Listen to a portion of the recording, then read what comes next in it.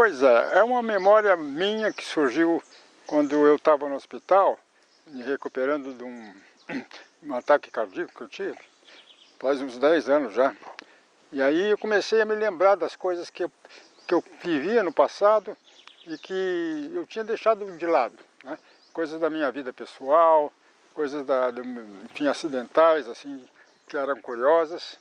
E, inclusive das coisas que aconteciam lá no hospital, que eu não tinha prestado atenção, mas que na verdade era algo que enfim, chegou até mim. Então, a Mínima Linhas é uma coleção de experiências minhas pessoais que eu fui vivendo através do tempo e que continuou sendo importante para mim, essa lista, tanto assim que até hoje, ou qualquer hora, eu me lembro de alguma coisa e aí trato de escrever. Então, tem uma coletânea que no início eu comecei dizendo que eram contos, depois outros colegas que me viram que eu tinha feito, disseram que eram enfim, crônicas, né? E eu não sei o que é, na verdade parece um tipo de jornalismo. Quem lê vai poder dizer o que acha, né? E é isso que eu quero que as pessoas participem comigo. Aí eu aprendi uma coisa fundamental do pré-golpe e do próprio golpe, é que havia uma pretensão religiosa no golpe, que é a ideia de que era um chamado dos cristãos contra os comunistas, que era uma ideia muito falsa, porque as pessoas não estavam nem sabendo o que era comunismo, estavam tentando ser cristão a seu modo. E aí tentar chamar o cristianismo para apoiar o golpe era uma bobagem, não só uma bobagem, era um erro, e além de ser um erro, era também uma astúcia, né, de tentar convencer a população de tomar partido quando não era o caso. Então, esse foi o primeiro grande aprendizado que eu tive na ocasião, é de que havia uma utilização religiosa da política no caso. E eu queria me abster disso. Então essa foi a primeira impressão que eu tive do pré-golpe e do golpe. Aí, claro, eu comecei a ver como é que era a minha formação, para chegar a essa opinião e tal. Bom, aí eu estava entrando nas Ciências Sociais da USP e fui lá por curiosidade, para poder compreender melhor o que estava acontecendo. E aí eu percebi que na área que eu fui estudar, que era Ciências Sociais, havia uma preocupação com o desenvolvimento do país, do ponto de vista econômico, mas também do ponto de vista político.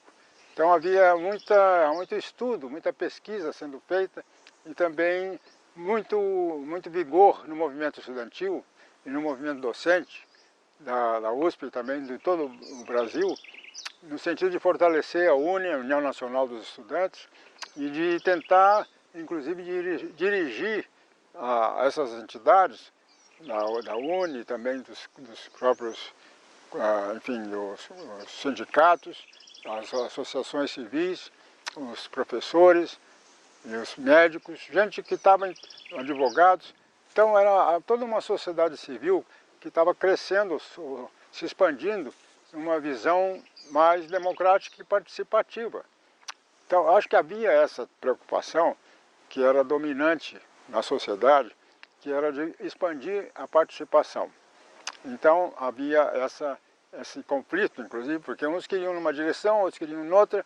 Então havia uma ambiguidade também, se posso usar essa palavra, havia uma ambiguidade em que não havia acordo, mas havia certamente uma disputa, que era eleitoral, que era também, enfim, de ideias, para saber quais eram as melhores ideias que poderiam dar um desenvolvimento para o país. Então acho que esse era o clima, era de ambiguidade e ao mesmo tempo de procura de soluções. Eu me dei conta quando houve a ditadura de 64 em diante, que nós estávamos vivendo uma situação ainda não democrática no Brasil antes. Havia eleições e tudo, mas acontece que as pessoas não pensavam de uma forma muito democrática. Tinha muito machismo, né, muita violência. E eu me lembro que o meu pai, por exemplo, e o meu avô, os dois eram pastores, né?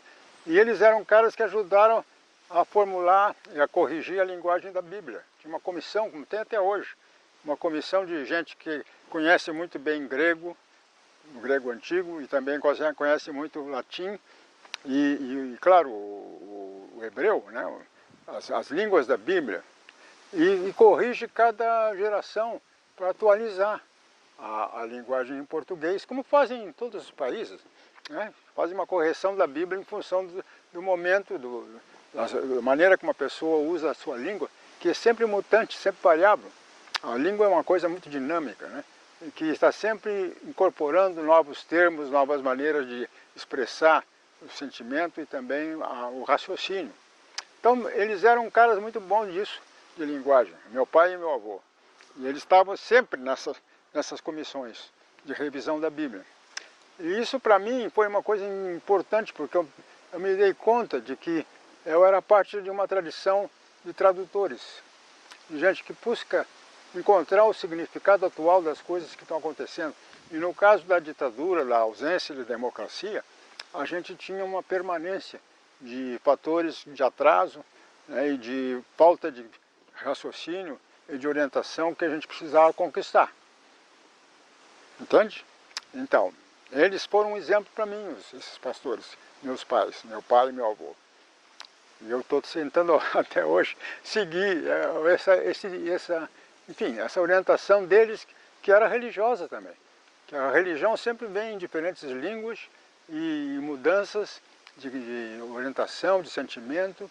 A religião sempre é um assunto muito profundo e muito penetrante, porque toca nos sentimentos mais densos que a gente tem de vida e de morte, né? A morte também é parte da vida.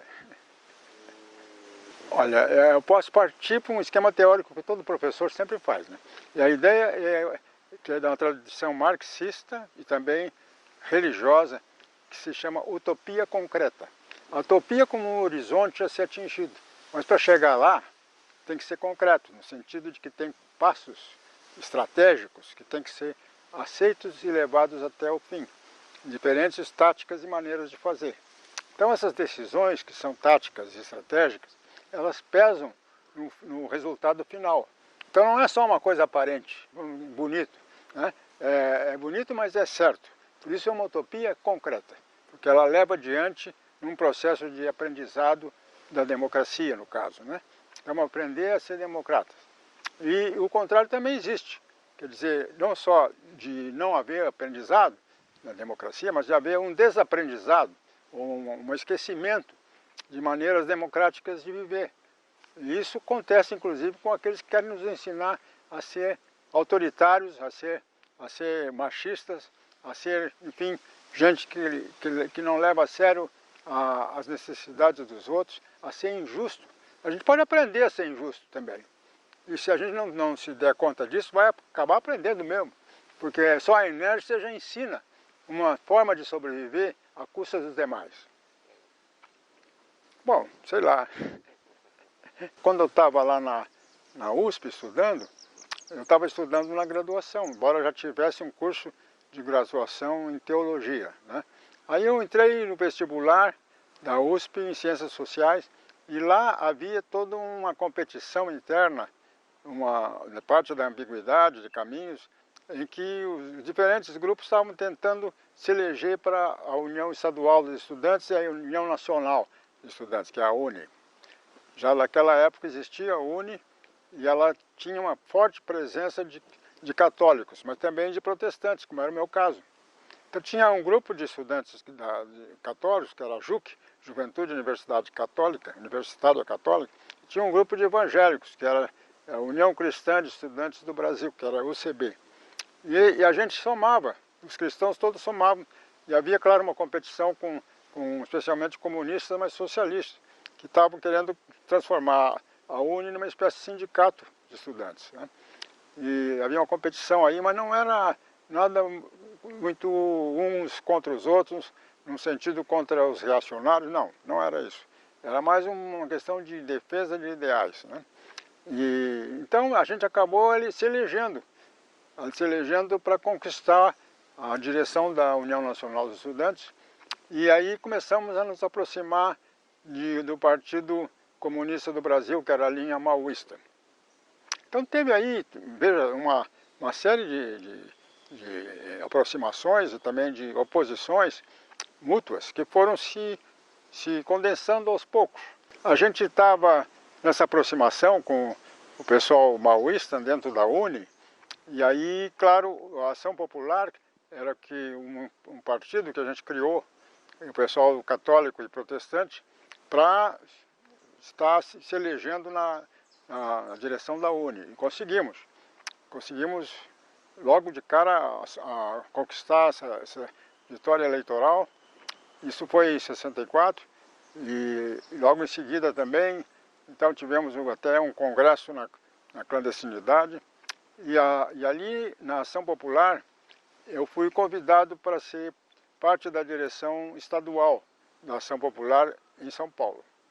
E eu aceitei, estava lá um pessoal, enfim, da direção nacional também, e fui convidado por eles para ser parte dessa direção estadual.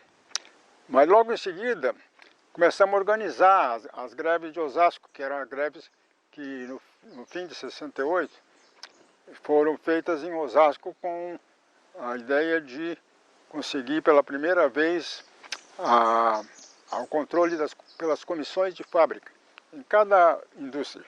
Cada indústria conseguia que uma comissão de fábrica fosse eleita para poder, inclusive, controlar a produção, né? Conseguir aquele fenômeno importantíssimo que era de recuperar o controle próprio do seu trabalho, dos trabalhadores, e ao mesmo tempo fazer com que a produção fosse organizada e continuasse mesmo sem o patrão. Então isso era uma ambição que era extremamente, assim, parte de uma utopia concreta, como eu falei no início, que era parte da ideia de vamos recuperar aquilo que foi explorado, foi extraído, foi confiscado pela patronagem, pelo patrão, e estava sendo prejudicial para o trabalhador conhecer, inclusive, o que estava acontecendo dentro da própria fábrica. Só que no caso do Brasil, isso ainda era muito difícil de conquistar.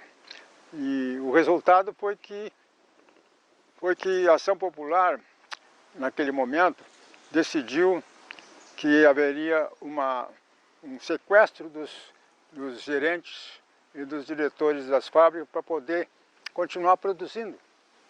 E eu fui contra isso. Eu achei que um sequestro era uma coisa que ia prejudicar o movimento, à medida em que ia suscitar uma situação criminosa de atentado aos direitos civis das pessoas que estavam ali trabalhando. E de fato aconteceu, quer dizer, logo em seguida que houve esse sequestro dos dirigentes e gerentes, o exército invadiu com tanques as fábricas de Osasco e os dirigentes todos foram presos e foram torturados pela repressão, e ali foi um desastre total.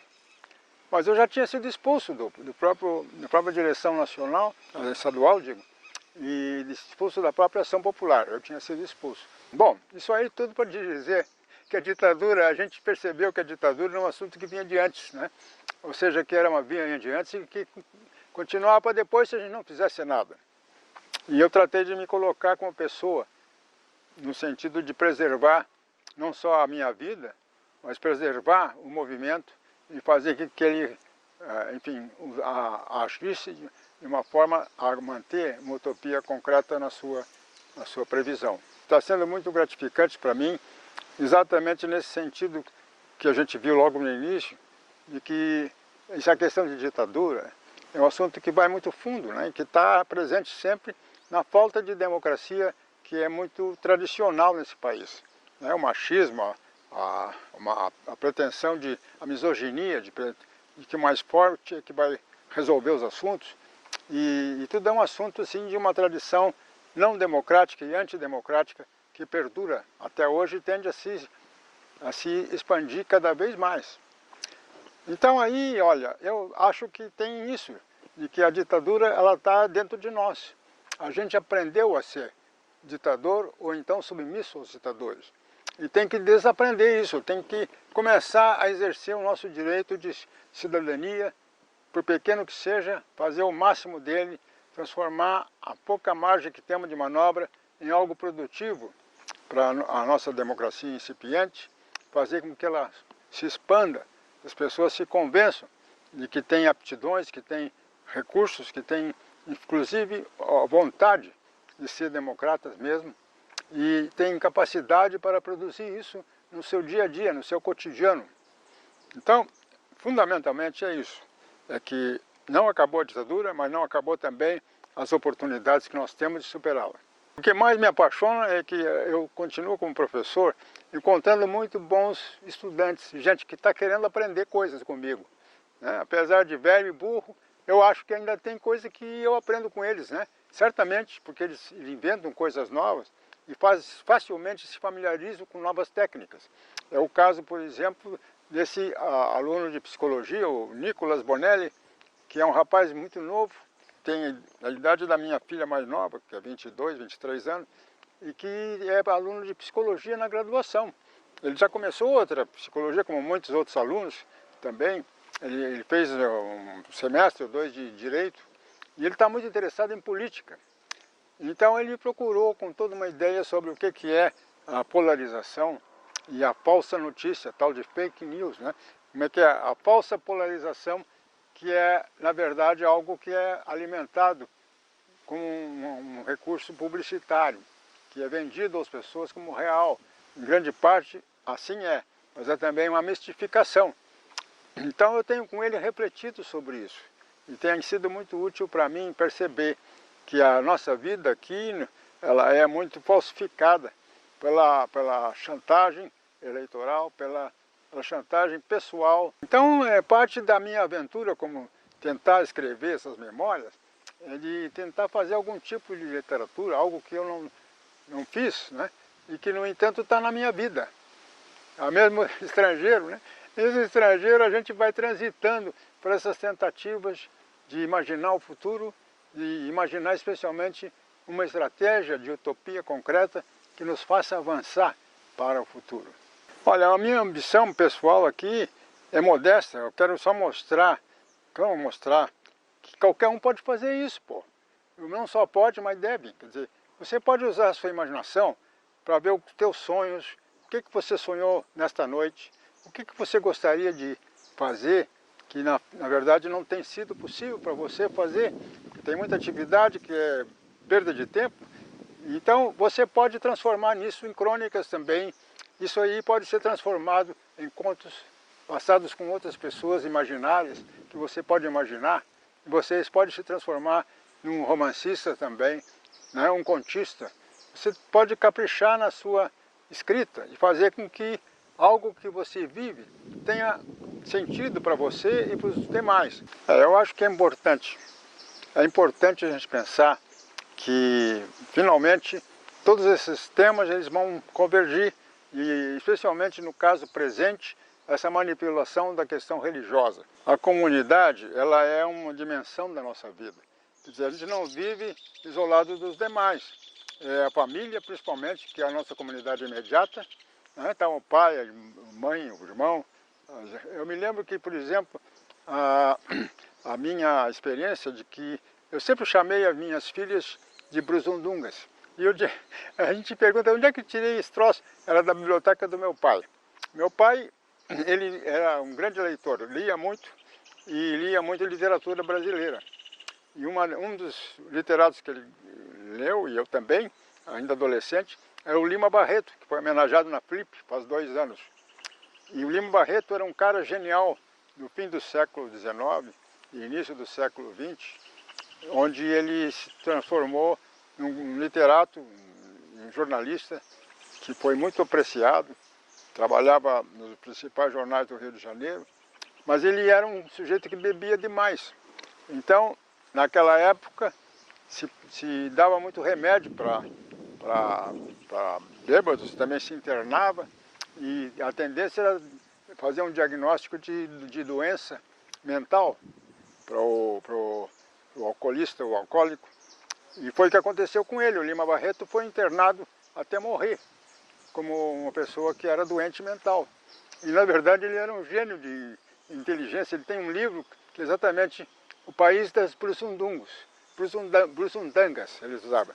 Brusundanga era um país que era o Brasil. Só porque tudo que acontecia na Constituição Na verdade, na prática acontecia o contrário. Por exemplo, todos são iguais perante a lei, ele dizia todos são desiguais perante a lei. Porque se você for preto, se você for mulato, você é considerado um ser inferior. Se você for mulher, também. Então a maioria do país é, na verdade, considerado não cidadão. Bom, quando ele percebeu isso, quando eu percebi isso, o meu pai também já tinha percebido. Tanto que estava na biblioteca dele, eu li lá. Aí eu pensei, puxa, esse velho era um cara que tinha uma sensibilidade religiosa muito profunda. Porque não era só um problema de religião, era um problema de ideias, né? É um problema de uma percepção que era também estética do mundo, que era também antirracista, e que eu sou assim. Então a gente tem que pensar nessa recuperação da nossa vida, que nós não podemos deixar que os outros manipulem ela, nem religiosa, nem comunitária. Se nós somos realmente comunitaristas, se nós acreditamos no valor da família, se nós acreditamos no valor da comunidade, das pessoas que nos cercam, dos nossos vizinhos, nós temos que ter fé no nosso futuro, gente. É isso aí que eu penso, né? Que temos que seguir adiante e não para trás. Temos que seguir vencendo os obstáculos, mesmo que a gente não consiga, vamos passar por um exemplo para os demais. É isso que eu estou tentando fazer aqui.